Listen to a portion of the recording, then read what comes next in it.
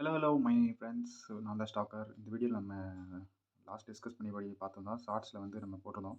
First 1,00,000 rupees போட்டு வந்து எப்படி 87,000 ஆச்சு, அதே மாதிரி நம்ம எப்படி 2,00,000 அதை சம்பாதிக்கலாம் அப்படிங்கிறது. ஸோ இந்த வீடியோவில் அது என்னன்னு பார்ப்போம். இப்போ நம்ம ஏற்கனவே பார்த்தபடி 6th ஜூன், அதாவது 6ஆம் தேதி ஜூன் மாதம் ஆர்பிஐ வந்து ரெப்போ ரேட் கட் பண்ணியிருக்கு. அதாவது 50 basis point repo rate cut பண்ணியிருக்கு. அதாவது எப்படின்னா 5.5% வந்து லோன் ரேட்டு. இந்த லோன் ரேட் எப்படி என்ன ஏது அப்படிங்கிறது எப்படி பார்த்தீங்கன்னா, இப்போ நம்ம நார்மலாக லோன் வாங்க போனோம்னா பேங்க்கில் வந்து நம்மளுக்கு ஒரு இன்ட்ரெஸ்ட் ரேட் படி ஒரு லோன் கொடுப்பாங்க. நம்ம ஒரு ரூ. 1,00,000 லோன் எடுக்கிறோம்னா ஒரு 10% இல்லாட்டி ஒரு 12% அதுக்கேற்ற மாதிரி ஒரு லோன் கொடுப்பாங்க.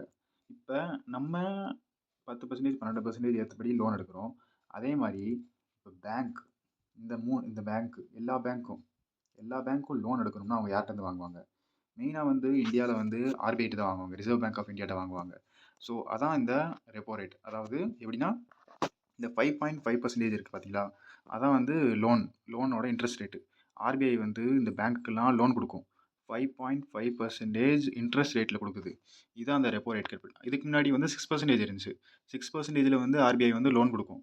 6% வந்து இன்ட்ரெஸ்ட் கொடுக்கணும். இந்த ரெண்டு பேங்க்கில் எல்லா பேங்க்கும். ஸோ அதே மாதிரி நம்ம வந்து சேவிங் அக்கௌண்ட்டில் இன்ட்ரெஸ்ட் ரேட் வாங்குவோம். சேவிங் அக்கௌண்ட்டில் இன்ட்ரெஸ்ட் ரேட் எப்படி வாங்குவோம்? முன்னாடி ஒரு 3% இருக்கும். 2.2 to 3% தான் இருக்கும். உங்களுக்கு சேவிங் அக்கௌண்ட்டில் வந்து இன்ட்ரெஸ்ட் ரேட் எப்பயுமே 2 to 3% தான் கொடுப்பாங்க. இப்போ வந்து எஸ்பிஐ பார்த்தீங்கன்னா 2.5% கொடுக்குது. ஹெச்டிஎஃப்சி, ஐசிஐசிஐ பேங்க்லாம் பார்த்தீங்கன்னா 2.75% கொடுக்குது. இதுக்கு 3%க்கு மேலே யாரும் கொடுக்க மாட்டாங்க. ஒரு சில ஸ்மால் ஃபைனான்ஸ் பேங்க் வந்து கொடுப்பாங்க. அது வந்து கொஞ்சம் ரிஸ்கான பேங்க், அதனால அவங்க கொடுக்குறதுக்கு வாய்ப்பு இருக்குது. ஸோ அடுத்து நம்ம எப்படி வந்து அந்த 1,00,000 வந்து 2,00,000 மாறுது, அதே 1,00,000 வந்து 87,000 மாறுது அப்படின்னு பார்ப்போம். ஃபஸ்ட்டுங்கிறது நிஃப்டி 50. நிஃப்டி 50 அப்படிங்கிறது என்னன்னு பார்த்தீங்கன்னா, இந்தியாவோட டாப் 50 கம்பெனி. டாப் 50 கம்பெனியில் நீங்கள் ரூ. 1,00,000 போட்டிருந்தீங்கன்னா, அந்த லாஸ்ட் 5 இயருங்கிற வேல்யூ எப்படின்னு பார்த்தீங்கன்னா 2020 ஜனவரியிலேருந்து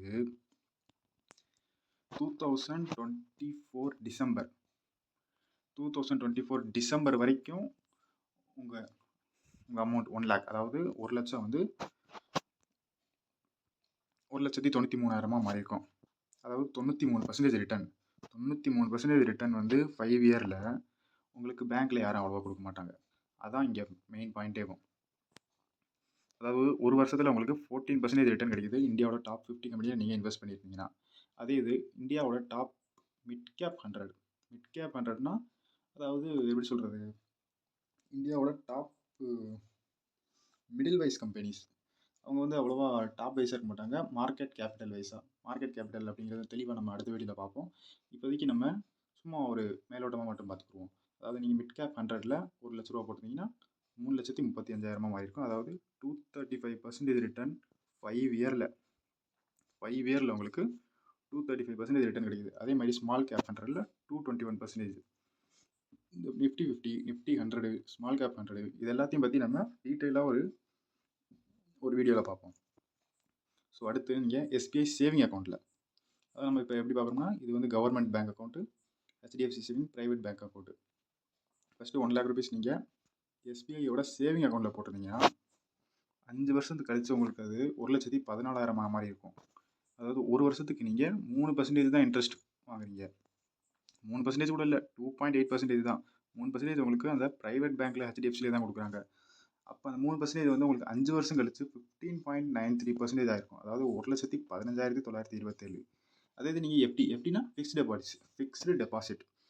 டெபாசிட்னா நீங்கள் ஒரு 1,00,000 அப்படியே ஃபிக்ஸ் பண்ணிட்டீங்க, உங்களால் அதை எடுக்க முடியாது.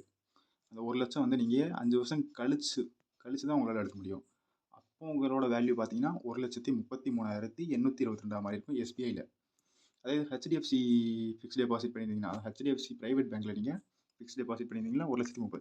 இந்த SBI FD, HDFC saving account, எஸ்பிஐயோட சேவிங் அக்கௌண்ட், இது வந்து நம்ம ஒரு எக்ஸாம்பிள் எடுத்திருக்கேன்னா, இது வந்து ஒரு கவர்மெண்ட் பேங்க் எக்ஸாம்பிள், இது ஒரு ப்ரைவேட் பேங்க் எக்ஸாம்பிள், அந்த மாதிரி எடுத்திருக்கேன்.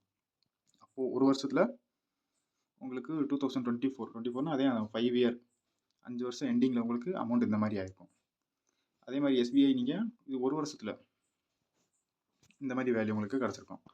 அடுத்து இன்னொரு பெரிய விஷயம் பாருங்கள், இது வந்து அந்த பெர்சன்டேஜ் வைஸாக நிஃப்டி 50 டாப் 50 எம்டிஎல் நீங்கள் போட்டிருந்தீங்க. இதை பற்றி நான் தெளிவாக சொல்கிறேன். நிஃப்டி 50 என்ன, மிட் கேப் 100 என்ன, ஸ்மால் கேப் 100 என்ன.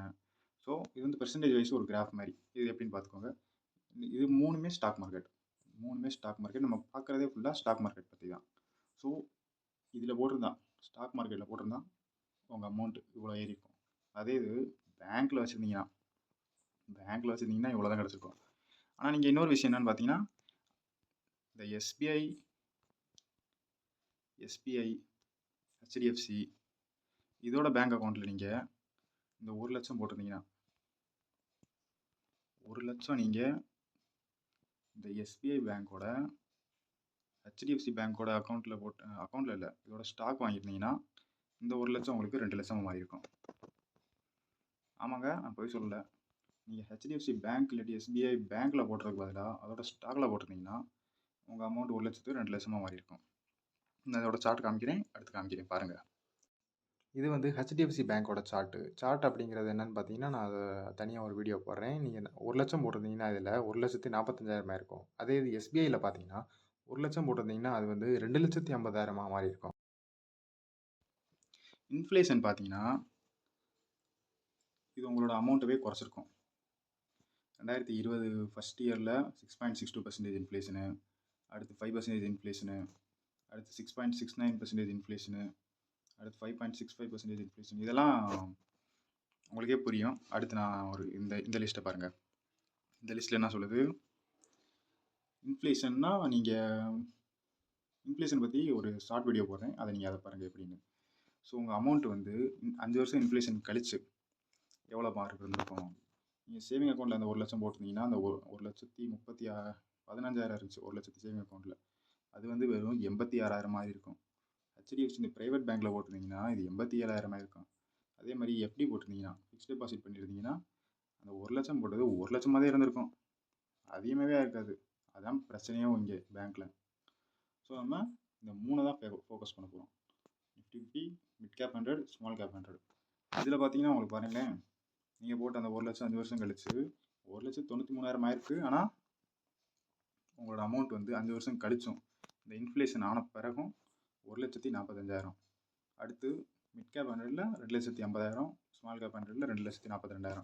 ஸோ நான் சொல்ல வர விஷயமே என்னதுன்னா, ஸ்டாக் மார்க்கெட் இதுதான் மெயினேவும். நீங்கள் உங்கள் காசு எங்கே போடணும்னு உங்களுக்கே புரியும். ஸோ அடுத்த வீடியோவில் நம்ம என்ன பார்ப்போம்னா, என்எஸ்சினா என்ன, பிஎஸ்சினா என்ன, இது ரெண்டுக்கும் உள்ள வித்தியாசம் என்ன, இதைத்தான் நம்ம அடுத்த வீடியோவில் பார்க்க போகிறோம்.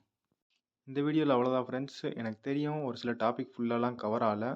சின்ன சின்ன டாப்பிக்கெலாம் நம்ம ஷார்ட்ஸில் கவர் பண்ணிக்கலாம். கொஞ்சம் பெரிய டாப்பிக்காக இருந்துச்சுன்னா மிஸ் பண்ணதெல்லாம் நம்ம லென்த்தி வீடியோவை இதே மாதிரி போட்டுக்கலாம். மற்றபடி நெக்ஸ்ட் வீடியோவில் பார்ப்போம். நான் தான் ஸ்டாக்கர். Good bye.